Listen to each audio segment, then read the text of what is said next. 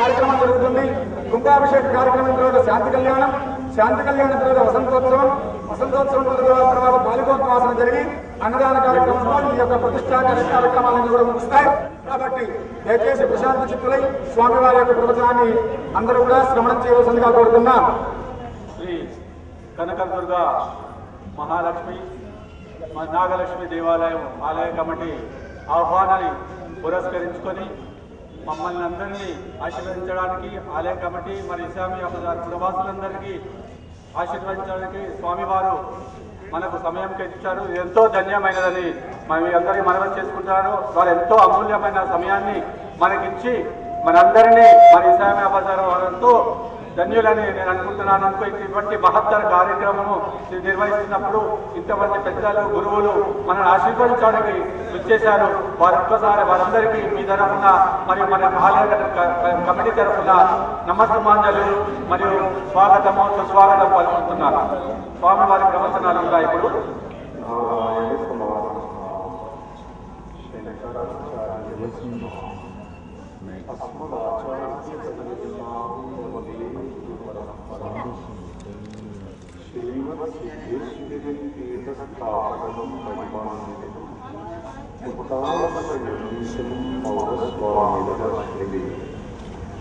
జగన్నాథుడు నారాయణుడు జగద్గురువైన శంకరుడు సిద్ధేశ్వరుడు వ్యవస్థాపకులైన మౌలికి అందరిస్తూ ఉన్నారు. ఈరోజు అద్భుతమైనటువంటి కార్యక్రమం దుర్గా విగ్రహ యంత్ర ఆవిష్కరణ ప్రారంభోత్సవం. యంత్ర స్థాపన చేసి విగ్రహాన్ని స్థాపించి దుర్గాదేవిని పూజించుకునేటువంటి ఒక మహత్తరమైనటువంటి అవకాశాన్ని ఇక్కడ ఉండేటువంటి కార్యక్రమాలు ప్రజలకు కలిగించడం. అనాథాల నుండి దుర్గాదేవి ఈ దేశాన్ని రక్షించినటువంటి దేవత. ప్రాచీనకాలంలో మనుషులు త్రిమూర్తులను సృష్టించింది అనేది పురాణం చెప్తుంది. బ్రహ్మ, విష్ణువు, మహేశ్వరుడు అందరినీ కూడా దుర్గాదేవి రక్షించింది అని చెప్పింది. ఆ దుర్గాదేవి యొక్క ఆలయాన్ని స్థాపించడం ఎంతో మహానగరమైనటువంటి అవసరం. భారతదేశంలో శక్తి క్షేత్రాలు ఎన్నో ఉన్నాయి. దేవి కామాఖ్య మొదలైనటువంటి చాలా ప్రసిద్ధమైనటువంటి క్షేత్రాలు ఆంధ్రదేశంలో కూడా అలాగే శ్రీశైలం మొదలైనటువంటి శక్తి పీఠాలైనటువంటి మహాశక్తి పీఠాలు ఈ దేశంలో 18 ప్రధానమైన శక్తి పీఠాలు ఉన్నాయి. ఆ శక్తి పీఠాలలో భారతదేశంలో అతి సంఖ్యలో ఉన్నాయి. అనాకాలంలో దుర్గాదేవి ఆమె లక్ష్మీదేవి కుమార్తెగా అవతరించింది. సతీదేవి దాక్షాయణి అని అన్నారు. ఆమె తర్వాత పార్వతీదేవిగా అవతరించింది. లక్ష్మి చేసిన అవమానం వల్ల తండ్రి తన అవమానించడం వల్ల ఆమె శరీరాన్ని విడిచిపెట్టి ఆ శరీరాన్ని ధరించి తన మానవుల మరణాన్ని గ్రహించలేక పరమశివుడు వాసును రోజును తాళం చేసింది. ఆ తాళం చేస్తే ఆ తాళం సమయంలో లోకాలను కూడా అలరించేటువంటి పరిస్థితి ఏర్పడింది.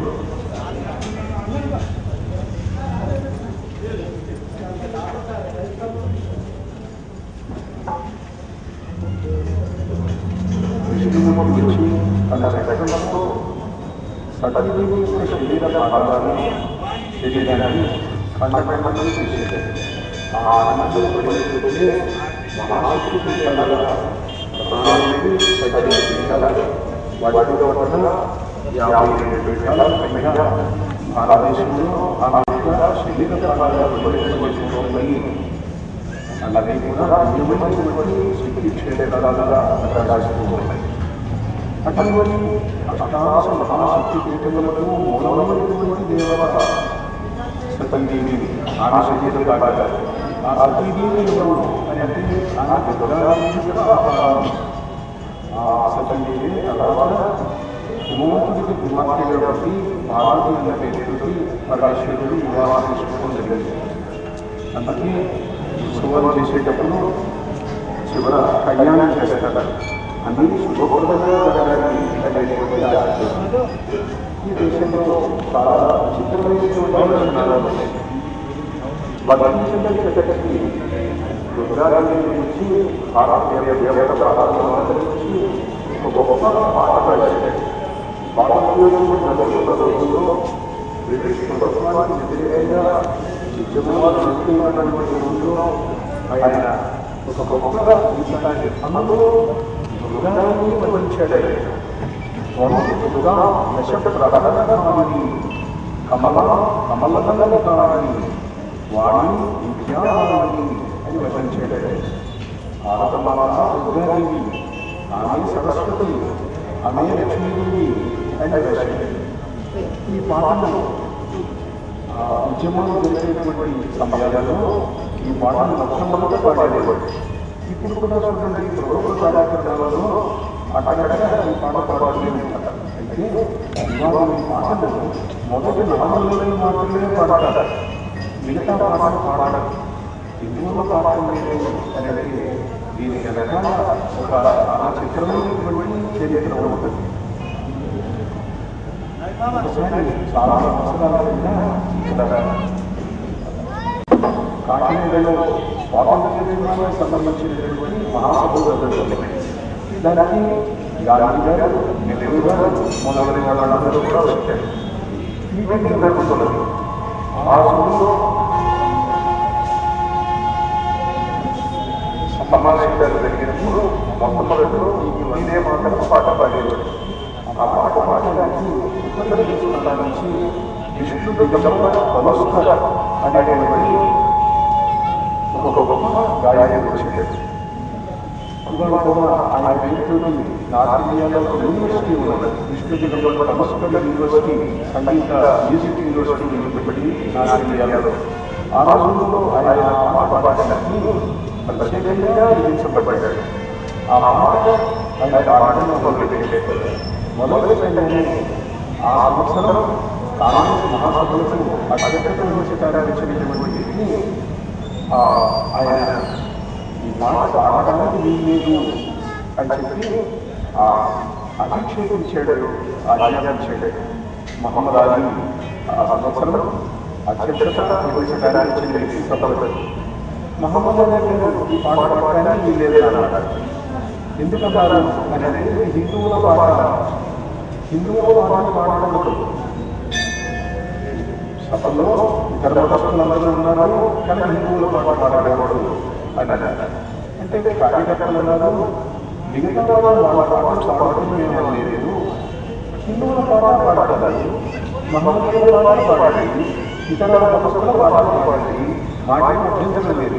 దీన్ని అభ్యంతరం ఎందుకు పెట్టాలా, మిగతా వాటిని కారణం లేదా అన్నారు. అంటే ఆయన మొదలైన ఏమైనా సరే ఇది పాడటానికి ఇది పాడితే నాకు చాలా మనసు కష్టం కలుగుతుంది. ఇందువల్ల అందులో శత్రువులకు సంబంధించినటువంటి దుర్గా యొక్క వర్ణన ఉన్నది. తొమ్మిది దుర్గా దశ ప్రహరణహారిణి అని ఉన్నది. మాకు ఇది వీల్లేదు, ఇది పాడితే మేము అంగీకరించము అన్నాడు. దిగంబర పరస్పర పాడాడు. ఆయన వాకౌట్ చేశాడు. వాకౌట్ చేసి ఆ రోజు రాత్రి పూట సాయంకాలం ఎగ్జిక్యూటివ్ బాడీ మీటింగ్ జరిగినప్పుడు దాంట్లో ఇక ముందు ఈ పాటలో మొదటి 4 లైన్లు మాత్రమే పాడాలి, ఈ దుర్గా కమల మొదలైన దేవతల పాటలు, హిందూ దేవతల పాటలు ఉన్నటువంటివి పాడకూడదు అని నిర్ణయం తీసుకున్నారు. అందువల్ల అప్పటి నుంచి కూడా స్వాతంత్ర్యం వచ్చిన తర్వాత కూడా ప్రభుత్వ కార్యక్రమాలలో మొదటి 4 లైన్లు దేవతల పేర్లు సుజల సుఫల మన దేశం కదా, మంచి నీళ్ళు, మా మంచి పొలాలు, మంచి పూలు, మంచి ఇది దేవతల పేరు చెప్పి ఎంత కష్టంగా వెళ్తుంది. ఈ దేశంలో వచ్చిన దౌర్దశయం ఏంటంటే 75% పైగా హిందువుల మాటల కంటే దేశాల్లో ఉన్నటువంటి ఇతర మతస్థుల మాటలు వాళ్ళకి ఉన్నటువంటి స్థితిని దేశంలో ఉన్నది. ఇప్పటికీ కూడా స్థితి ఉండాలి. హిందూ దేవతల నుంచి ఆరాధిస్తూ భక్తిగా చెప్పుకునేటువంటి పాఠంలో స్థితిని ఇప్పటికీ కూడా అక్కడక్కడ అనేక పరిశీలనలో ఉన్నది. హిందూ ధర్మం అనేక చోట్ల అవమానించబడుతుంది, ఇబ్బందులు పాటించబడుతుంది. కొద్ది కాలం కింద మీరు ఎందుకు పాఠం చేస్తున్నారు అంటే, మీరు జగద్గురువులు ధర్మాధికారులు సన్యాసులు కనుక మీకు పాఠం చేస్తున్నాను అన్నారు. అంటే నేను అన్నాను, ధర్మాధికారులనే కానీ వాళ్ళ ధర్మాధికారులు సన్యాసుల చేతుల్లో లేని దేశంలో ధర్మాధికారం ధర్మం నిర్ణయించడం, అధర్మాన్ని శిక్షించడం, అధికారం లేనటువంటి ఒట్టి మర్యాద వచ్చగానివని చేయగలుగుతారా అంటే, మేము రాజ్యాంగ బద్దులమైనటువంటి వ్యక్తులు, మేము అంత సులభంగా చేయడం సాధ్యం కాదండి. అయినా ధర్మాన్ని రక్షించడానికి నా ముందు ప్రయత్నం నేను చేస్తాను అన్నారు. అలా ఎక్కడ ఏ పెద్దవాళ్ళు జరిపించినా వచ్చినా మా దగ్గరికి ధర్మాన్ని రక్షించండి, ఈ జాతి పవిత్రమైనటువంటి పరిశుద్ధం, ఈ హిందూ దేశం, హిందూ ధర్మం, దీనిని రక్షించడానికి మీ ముందు కృషి చేయండి అని అనుకుంటారు. ఆ మధ్య ఇవాళ మన రాష్ట్రానికి గవర్నర్గా ఉన్నటువంటి నారాయణ ప్రసాద్ వారి ఆయన పాదపుత్రుడు రాజభవన్ అభివర్షించారు. అభివర్షిని వెళ్ళినప్పుడు ఆయనతో కూడా ఇదే అన్నారు, మీరు నన్ను నుంచి అభివర్షించారు అన్నారు. రాజభవన్లో ఎప్పుడైనా సన్యాసులకు, హిందువులకు, విద్యార్థులకు అన్నారు. దాదాపు 100 శతాబ్దం పైగా ఇది ఆంధ్రప్రదేశ్ ఏర్పడి, అంటే ఆయన అన్నారు, నిజమేనండి, రాజభవన్కు క్రీడాభివృద్ధులను ఆహ్వానిస్తాం మామూలుగా, కానీ మిమ్మల్ని ఆహ్వానించాము ప్రత్యేకంగా మీ మీద ఉన్న వ్యక్తి వల్ల అన్నారు. ఎందుకు ఆసక్తి కలిగింది అన్నారు. అంటే గవర్నర్ గారు అన్నారు, దేవతలు వస్తారని మా డీపీ చెప్పి మా రైతులకు మీరు మిమ్మల్ని ఆహ్వానించాను అన్నాడు ఉన్నటువంటి గవర్నర్. దేవత రావచ్చు, కానీ ఆ దేవతలు ధర్మస్వరూపులు, ఆ ధర్మానికి బలిహీనులు మేము, ఆ ధర్మాన్ని రచించే బాధ్యత గల వ్యక్తులు మీరు ధర్మాన్ని రచించాలి అన్నారు. మా సంగతి మీకు తెలుసు కదా, ఉన్న ప్రభుత్వాలు వ్యవహారాలు మీకు తెలిసినవే కదా, ఇలాంటి పెద్దలు ఆశిస్తున్నారు కనుక మా ప్రయత్నం మేము చేస్తాము అన్నారు. అది నిజంగా కావాలి అని కోరుతున్నారు. దుర్గాదేవి యొక్క అద్భుతమైనటువంటి విశేషం ఇవాళ ఆ వాద్యంలో వింటుంటే మామూలుగా అయితే చాలా ప్రశాంతంగా లలితంగా ఉండేటువంటి వాద్యాలు వాయిస్తుంటారు. కానీ ఇవాళ వాద్యంలో వింటుంటే వాద్యాలు మంచి ఉద్రేకంగా చేయడానికి వాద్యంలో బాగా ఉంది. చాలా అద్భుతమైన అవసరమైనటువంటి సిద్ధాంతాలు ఇవన్నీ కూడా హృదయాలలో ధర్మాన్ని రక్షించేటువంటి శక్తి జరగాలంటే వైభవం వీరత్వం కావాలి. ఆ వీరత్వాన్ని తీసుకొచ్చేటువంటి లక్షణం ఈ కార్యక్రమాలలో ఉన్నది. ఈ జీవితంలో ముఖ్యంగా గౌహతి అస్సాంలో ఉన్నటువంటి కామాఖ్యలో వాటితో వచ్చినప్పుడు కొంతమంది ఒక 50 మంది 100 మంది నాట్యం చేస్తారు. ఆ కామాఖ్య కాళికి ముందు కాళీదేవి ముందు జూమ్లో సహజంగా వార్షికోత్సవాలు జరిగినప్పుడు ఒక 3 రోజుల పాటు ఖడ్గ విన్యాసాలు జరుగుతాయి. అంటే కత్తులు పట్టుకొని నాట్యం చేస్తూ ఈ దేశం వీరుల దేశం, పరాక్రమానికి నిలయమైనటువంటి దేశం ఇది, సాహసానికి స్థానమైనటువంటి దేశం ఇది, ధర్మ ద్రోహులను మేము ఉపేక్షించము అని చెప్పడం కోసం ఖడ్గ విన్యాసాలతో 3 రోజుల పాటు అహోరాత్రాలు ఆడగా ఒక బ్యాచ్ పోతే మరొక బ్యాచ్ వస్తుంది కత్తులు పట్టుకొని కత్తులతో తాండవం చేస్తారు 3 రోజుల పాటు కామాఖ్య కాళీ ఆలయంలో. అలాంటి అద్భుతమైనటువంటి విశేషం ఒకసారి నేను సన్యాసుల ద్వారా జరగడం చూశాను. నేను గుంటూరులో ఉన్నప్పుడు బెంగాల్కి చెందినటువంటి ఒక అధికారి అక్కడ ఉద్యోగం చేసేవాడు. మా గురువు గారు వస్తారండి, ఓ మంచి కార్యక్రమం పెడతాను కదా అన్నాడు. మంచిది పెడతాను అన్నాడు. ఒక పెద్ద సమావేశం ఏర్పాటు చేశాడు. ఒక పెద్ద ఒక కాషాయ వస్త్రధారి, నేను ఇంకా అప్పటికి సన్యాసిని కాదు, కాషాయ వస్త్రధారి సన్యాసి, ఆయన శిష్యులు వచ్చారు. వచ్చి సమావేశంలో కూర్చొని వాళ్ళు అన్నారు, మా ముందు ఒక 50 గజాల ఒక 20 గజాల మేర ఎవరు ఉండకండి, వెనకాల కూర్చోబెట్టండి ప్రేక్షకులను అన్నారు. అంటే ఇదేమిటి 20 గజాల వెనకాల కూర్చోబెట్టమంటారేంటి, ఈ 20 గజాల ఖాళీ స్థలం ఏం చేస్తాం?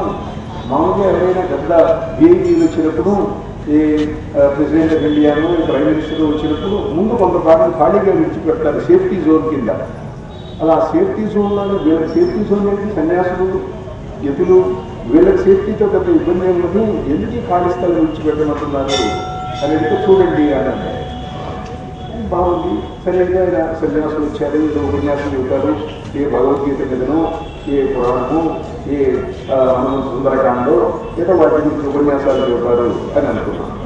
అనుకుంటే తీరా వాళ్ళు ఏం చేశారంటే ఒక పెద్ద పొడుగాటి సంచి తీసుకొచ్చారు. ఆ సంచి తీసి దాంట్లో నుంచి కత్తులు తీశారు. పొడుగాటి కత్తులు తీసి ఖడ్గ విద్యను ప్రదర్శించడం మొదలుపెట్టారు కాషాయ వస్త్రధారులైన సన్యాసులు. చాలా ఆశ్చర్యం ఏమిటిని, సన్యాసి ఏదో గీతోపన్యాసాలు వేస్తారు అని అనుకుంటే కత్తులు పట్టుకొని నాట్యం చేస్తారు, కారణాలు చేస్తున్నారని వీళ్ళు అని ఆశ్చర్యం లేదు. అడిగితే అప్పుడు చెప్పారు వాళ్ళు. తర్వాత మళ్ళీ ఏదో మామూలు ధర్మ ఉపన్యాసం ఆరోగ్య ఉపన్యాసం చేస్తూ చెప్పారు. బెంగాల్లో సన్యాసుల ఉద్యమం జరిగింది ఒకప్పుడు. ఈ దేశ వ్యతిరేకులను శిక్షించడానికి, ధర్మాన్ని రక్షించడానికి